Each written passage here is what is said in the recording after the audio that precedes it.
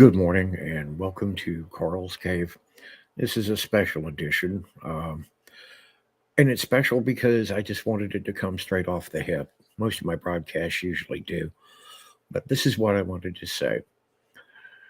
In Jeremiah, there is a passage where Jeremiah complains to the Lord that he doesn't want to be his prophet, but he can't help but be his prophet because the word of the Lord is built up like fire in his bones. He can't get rid of that burning until he speaks it. We've all had nagging little things that have we've all had nagging little things that have bothered words that we wanted to say but really couldn't get it out. And over time, the word finally gets away from us. This is not one of those times. I am a little hesitant to say this, but I can't help but. So if it offends, please forgive. But I don't think it will. I know a lot of you who I know that a few of you who listen to this broadcast, however few there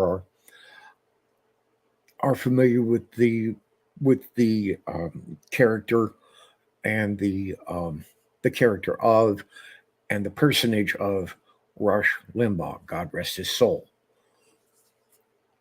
He had a saying that he always used at least once a show, and it would be, "Hello, I'm Rush Limbaugh, talent on loan from God." I A lot of people I knew used to get offended by that, but the more I thought about it, the more all of our talents are on loan from God. Anything that we can do, we were given that ability by God. And it keeps reminding me, or there's a word that keeps going on in my head. Yes, my talent is on loan from God, and He expects a return on His investment.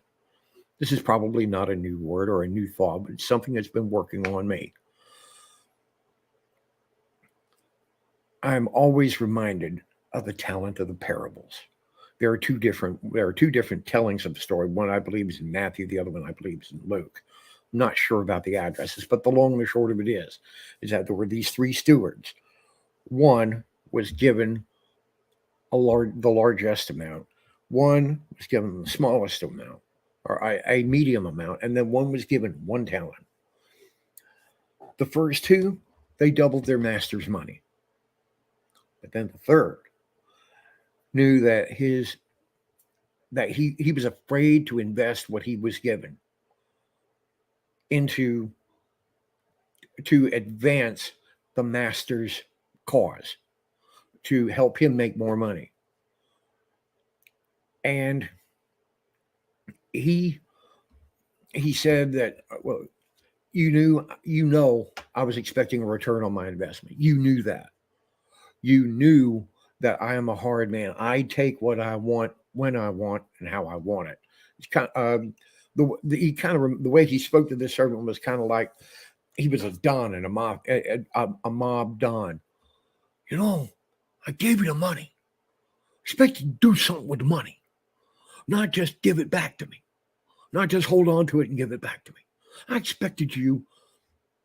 I expected you to invest it. I expected you to go into this business or that business. I needed another front company, whatever.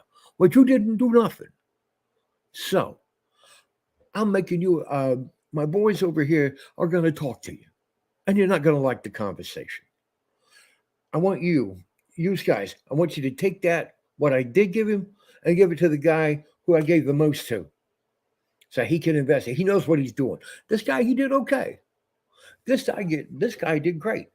So we're going to give the guy who had nothing. We're going to take what I gave him to invest in. He didn't. We're going to give it to the guy over here who did the most.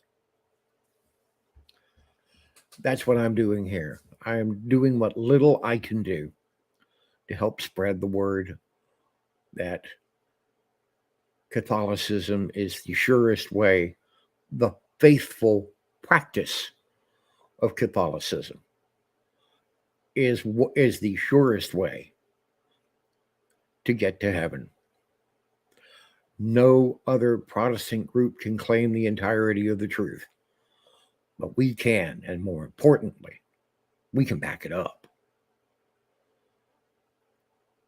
Do what you can with the talent you've got, not to aggrandize yourself, but to spread the word of the Lord, what He's done in your life, what He continues to do in your life, and how that is leading you on the highway to heaven. I want to thank you for listening. If you have prayer requests, please send them to please send them to kdkaiser.op@gmail.com.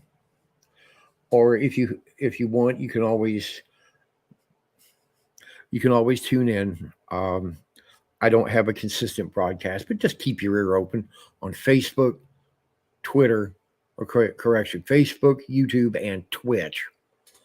And I will see you the next time the Lord puts a word on my heart. God love you all, and have a great morning.